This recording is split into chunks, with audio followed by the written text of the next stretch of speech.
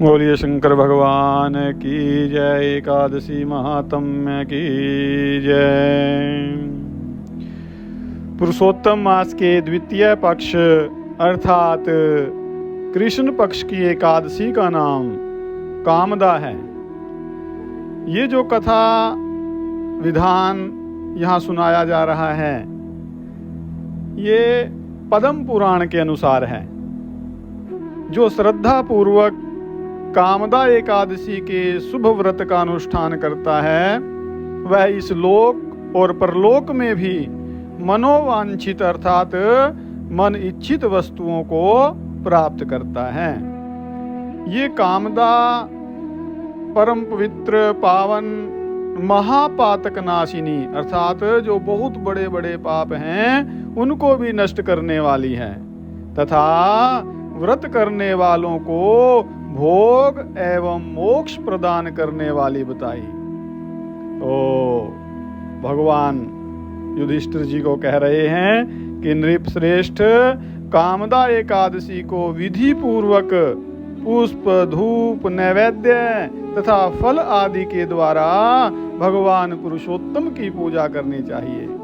व्रत करने वाला वैष्णव पुरुष दशमी तिथि को कांसे के बर्तन उड़द मसूर चना कोदों साग मधु पराया अन्न 2 बार भोजन तथा मैथुन इन 10 का परित्याग करें अर्थात इन कार्यों को न करें, इन वस्तुओं को प्रयोग में न लें, ये यहाँ बताया है। इसी प्रकार एकादशी के भी कुछ नियम हैं, उसमें भी कुछ त्याज्य वस्तुएं त्याज्य कार्य बताए हैं, जैसे जुआ खेलना, निद्रा, पान, दातुन, पराई निंदा, चुगली, चोरी, हिंसा, मैथुन, क्रोध और असत्य भाषण अर्थात झूठ बोलना।